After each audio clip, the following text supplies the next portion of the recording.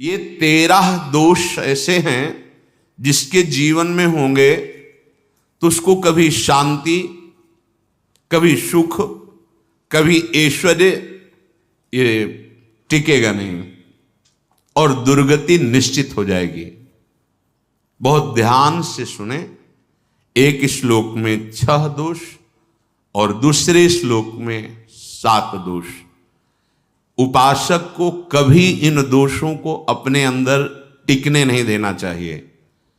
और जो संसार के मार्ग में चल रहे, अगर इन दोषों में चलेंगे तो हुआ जो आपके पुण्य कर्मों से ऐश्वर्य है भी वो नष्ट हो जाएगा।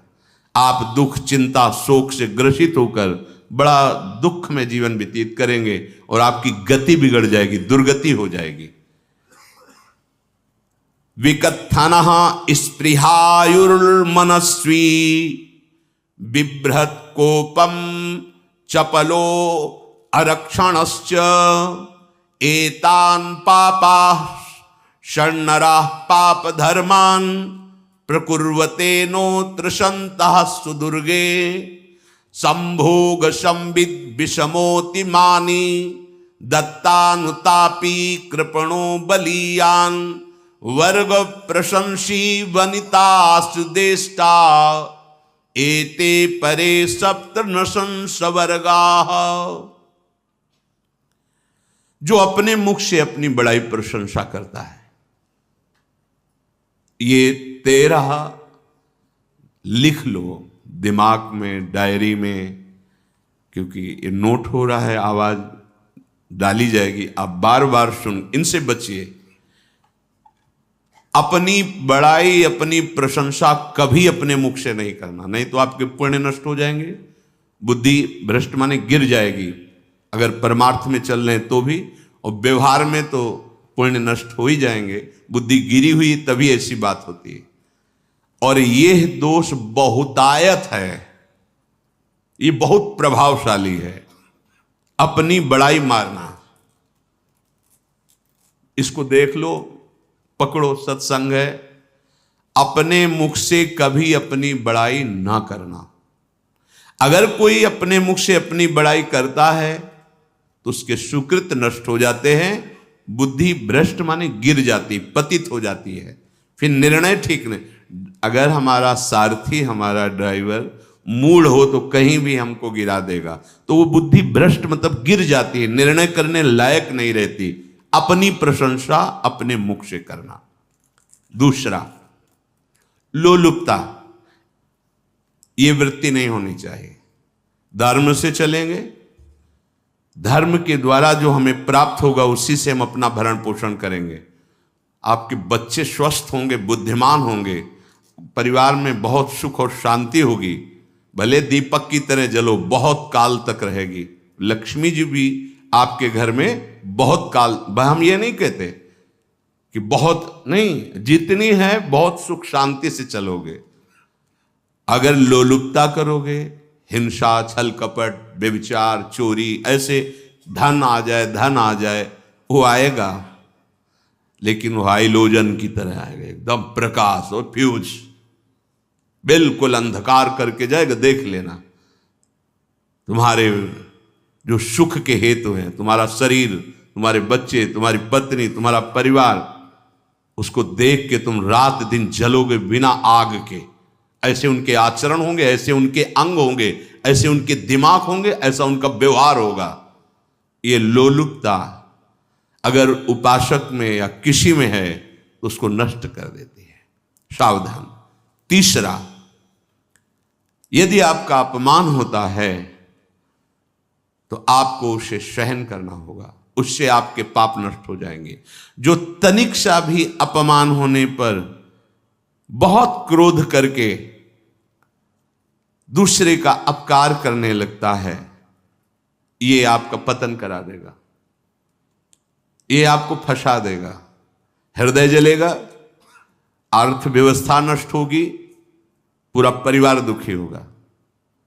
जरा सा अपमान की संभावना में आप किसी से भी भिड़ गए, किसी से भी, वो ये प्रवृत्ति आपका पतन कर देगी। उपासक में तो अपमान सहना अमृत है, नीचापमानम सुधा, पर व्यवहार में भी ज्यादा उत्तेजित मत होइएगा। ये तो कुछ मिनट की बात है, अगर आपने उसे मारा पीटा, रिपोर्ट हुई कानून की, ओ फंसते चले जाओगे, अर्थ जाएगा, समय जाएगा, चिंतन जाएगा, बहुत तरह से हानि हो जाएगी। अगर आप सह गए तो आपका सहना उसके लिए आग बन जाएगा। उमा क्षमा साप होते भारी, तुम्हें दंड देने की जरूरत नहीं, उसका एक कर्म ही उसे दंड दे देगा। आप शांत हो जाइए, आप सत्संगी हैं, आप शांत रहिए। चौथा, निरंतर क्रोध और उसका चिंतन। बैठे बैठे बस द्वेषियों का चिंतन ही हो रहा है, अंदर क्रोध का चिंतन और द्वेषियों का चिंतन ही हो रहा है। द्वेष भरी बातें, द्वेष भरे क्रियाएं, उन्हीं का चिंतन करके जलते रहना क्रोध से।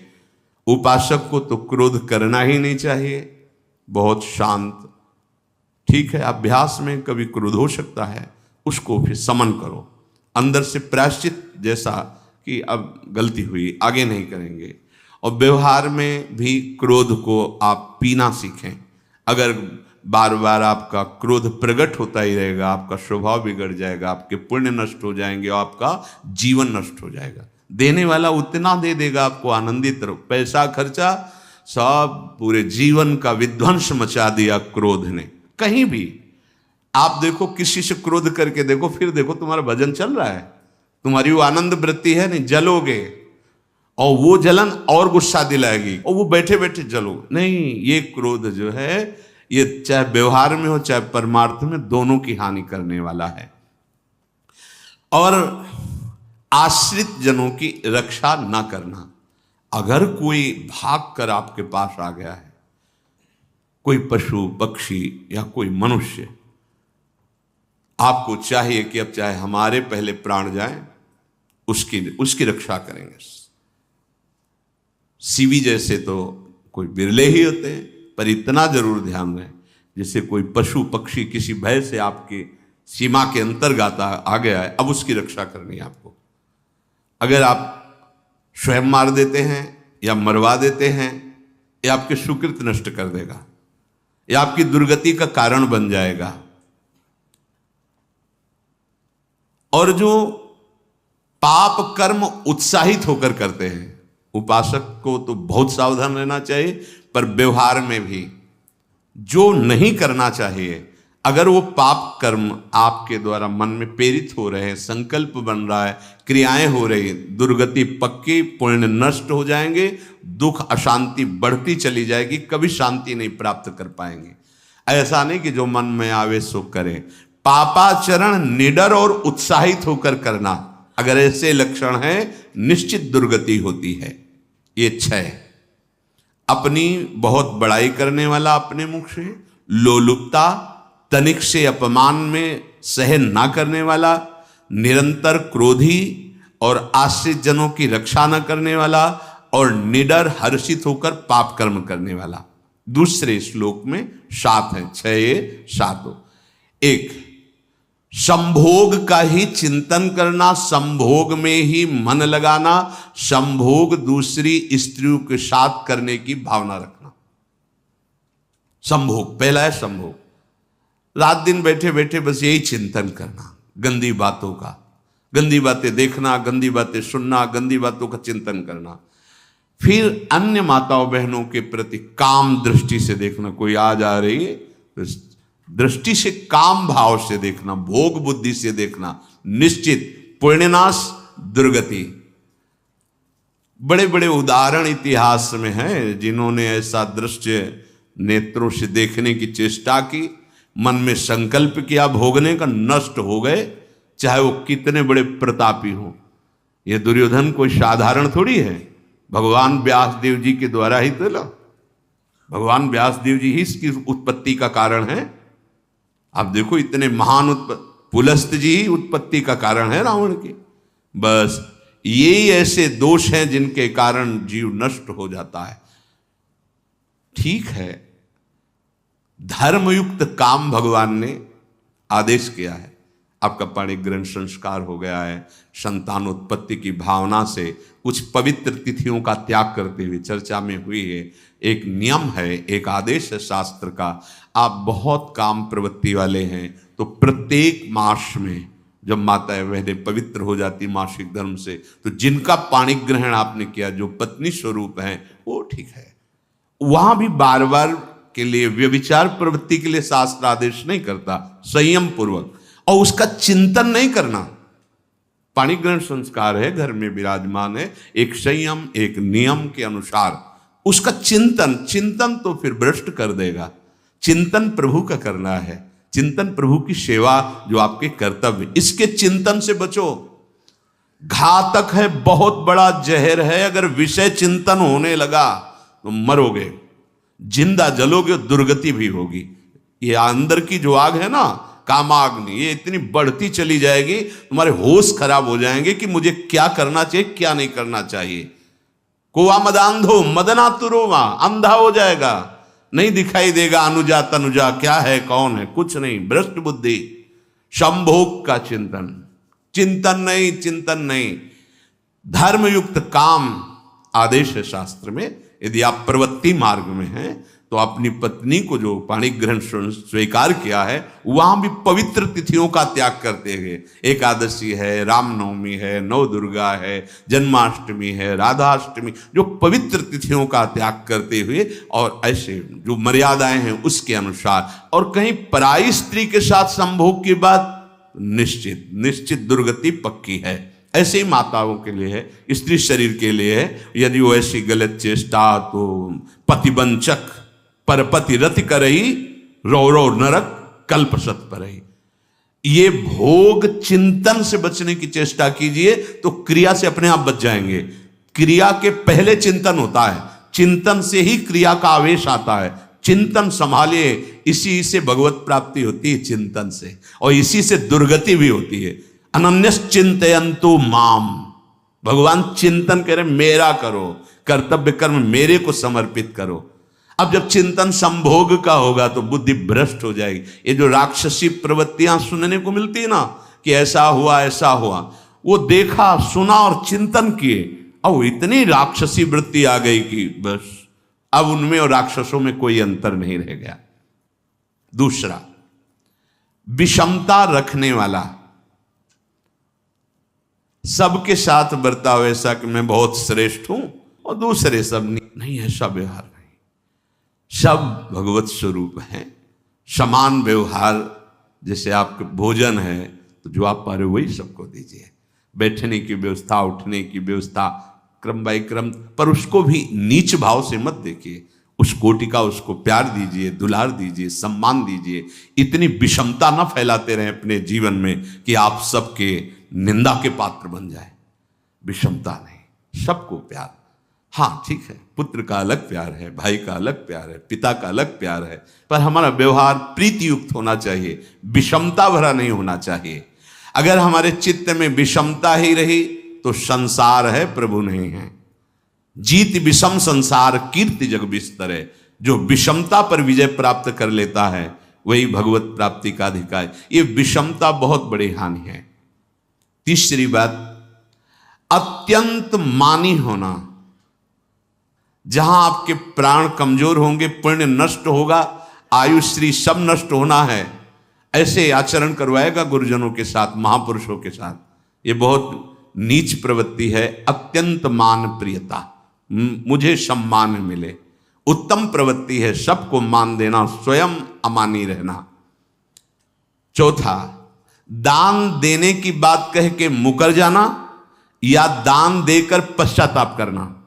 दे दिया है, बहुत जल रहे हो, दूसरे से वार्ता कर रहे हो कि पता नहीं क्या यार बुद्धि में हो गया, हमने उसको इतना कहा था, उतना दे दिया, क्यों दे दिया, ऐसा मतलब अंदर चिंतन करना, क्यों दे दिया तो दिया। इसके बाद जो आपका जलन हो रही, पश्चाताप, सुकृत नष्ट हो रहे हैं। दान देकर पश्चाताप करना या दान देने की बात कह के मुकर जाना। जैसे आपने कह दिया आपको इतना इतना ऐसा, अब आप मुकर गए, ब्याज सहित तुम्हें देना होगा, ये तुम्हारी दुर्गति का कारण बन जाएगा। ऐसे ही नहीं बोलना चाहिए, बहुत होश से। वाणी एक अमोल है, जो कोई बोले जान, ये तराजू तौल के तब मुख बाहर आन। पांचवा, अत्यंत कृपण होना। ना परिवार को सुखी कर पा रहा, ना अपने को सुखी कर पा रहा है। एक एक सिक्का बैंक में जो मर गया। धन की वास्तविक गति यही है कि अपने परिवार को खूब उसकी अनुकूलता प्रदान करो, उसमें से कुछ हिस्सा किसी ऐसे को जिससे तुम्हें बदले में कुछ लेने की भावना ना हो। कोई साधु महात्मा, गाय, पशु पक्षी, किसी भी जीव बीमार है शरीरधारी, उसके जिससे कुछ कभी लेने की भावना ना हो, एहसान की भावना ना हो। सो धन धन्य प्रथम गति जाकी, धन्य हो गया उसका धन। अब वो कृपण का धन किसी काम में ना स्वसुख, ना परिवार के सुख, ना धर्म कार्यों में, व्यर्थ जीवन चला गया। उसी धन का चिंतन करना, उसी का संग्रह करना और उसी की रक्षा करते करते शरीर छोड़ देना, तो चिंतन बिगड़ गया।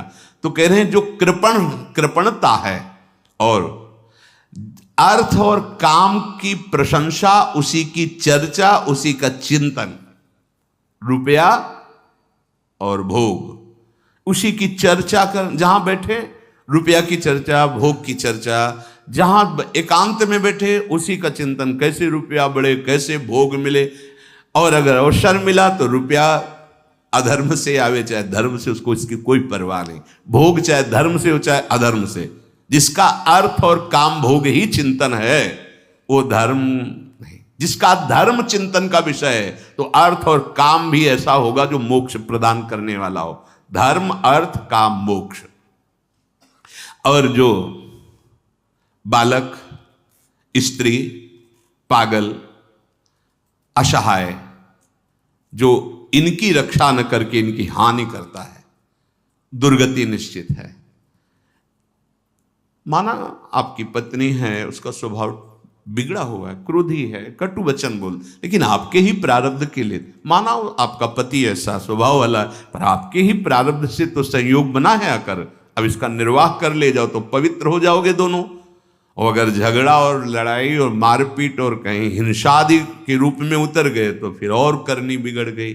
बालक है, आप उसको ज्ञान नहीं कि आप पवित्र है, कि आप पवित्र है, उसको ज्ञान नहीं कि आप उसके साथ व्यवहार अच्छा कर रहे हैं कि बुरा कर रहे हैं। रक्षा करनी है आपको, शोषण नहीं करना। कह रहे हैं स्त्री, बालक और पागल, जैसे विक्षिप्त है, पागल है, आपको रक्षा करनी है।